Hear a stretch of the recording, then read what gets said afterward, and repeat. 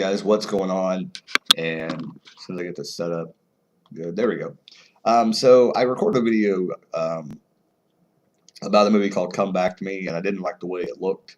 I shot it in my car. It was pretty horrible, so I wanted to go ahead and make the video for that.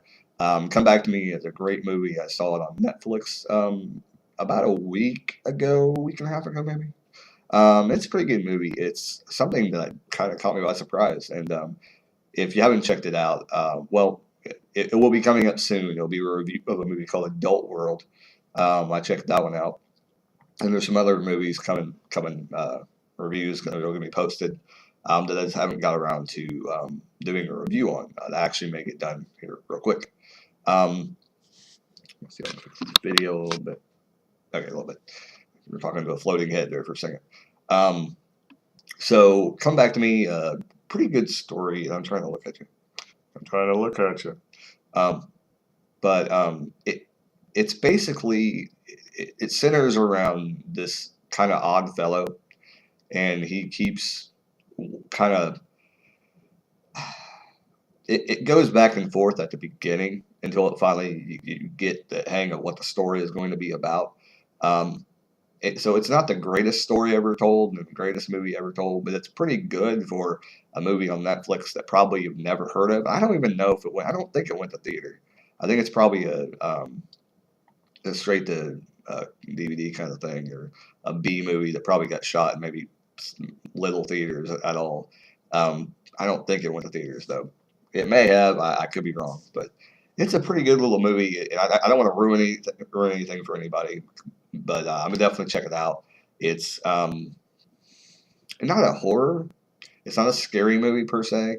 The only thing that I would warn people is that if you can get past the first like 10 minutes, because the first 10 minutes of the movie you're thinking, this is what I thought. I started watching it and I saw a lot of blood like in the front in the beginning of the movie, and I'm like, oh man, I'm not in the mood for this kind of thing right now. So I turned it off and I watched it like 4 days later because I wasn't in the mood to watch a horror movie at the time. I was wanting to watch something else. So then when I did watch it, I was kind of in the mood for a horror movie, and it wasn't really a horror movie like that. Now, is there blood in the movie? Yes, there is blood in the movie. That's not like overabundance like some of the new horror producers or horror directors like to do that are in the underground.